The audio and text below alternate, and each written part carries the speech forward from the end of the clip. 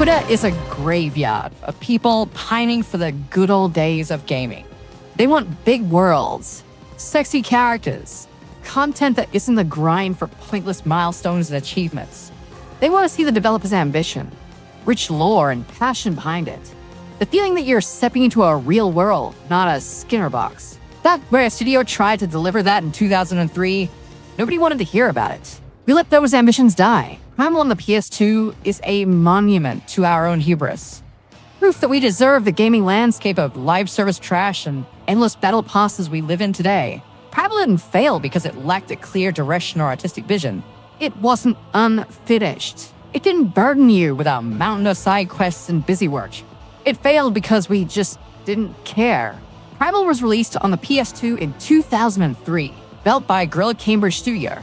It wasn't shelware, or an attempt to follow a hot new trend of the 6th generation landscape. This was a title bankrolled by Sony, given a long development cycle, a huge amount of voice acting, cinematic presentation backed by an orchestral score, and a clear narrative focus. You're slipping in full of tight leather pants of Jen, a goth protagonist with a love of soul patches, industrial rock, and tribal tattoos. She gets yanked into a number of ancient mystical realms by her new gargoyle psychic Spree, who takes her on a grand tour of the visually distinct, lavish, and lowly crafted worlds. They have their own histories, rulers, and visual identities. They're not just window dressing to get you from A to B.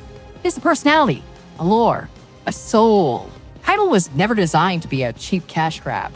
This is the first chapter in a far larger tale.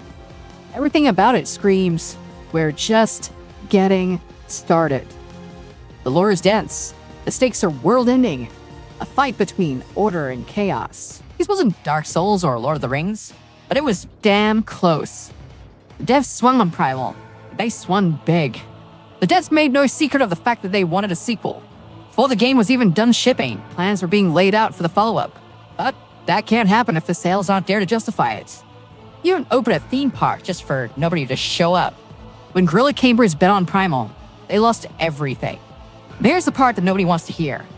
Strip Primal back to its fundamentals, its core and design, and it gave gamers exactly what they wanted in a 6th generation title.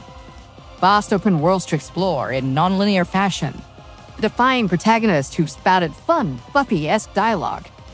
A story that demanded the player's attention and investment.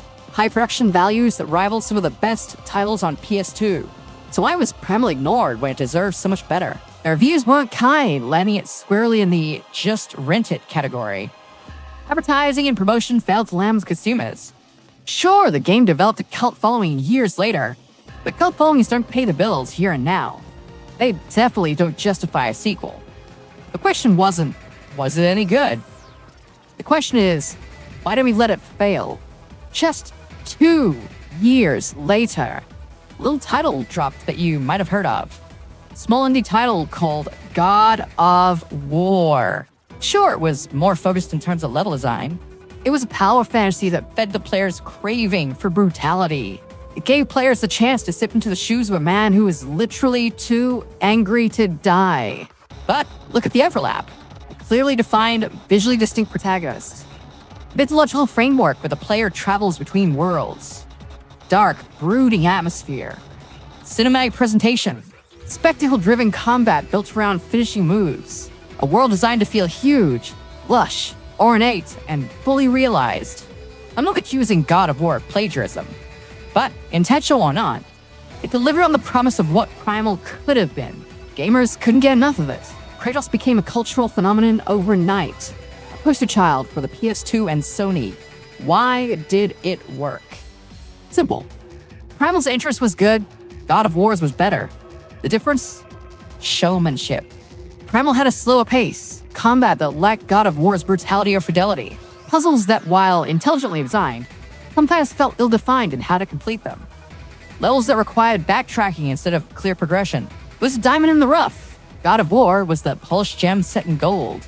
Primal demands one thing above all else from the player: tolerance.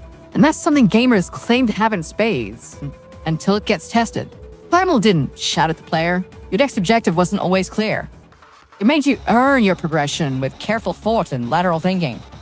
which was bad timing when the 7th generation was already looming on the horizon, and gamers were gravitating towards faster games that rewarded immediacy. And that's the perfect problem. As gamers, we want ambition, rich worlds, passion, no grind. But trends show we often reward the opposite: immediacy, brutality, clear progression. Primal asks for patience and investment. God of War delivered spectacle that hooked instantly. Publishers interest. Shareholders demanded hits, not risks. The result?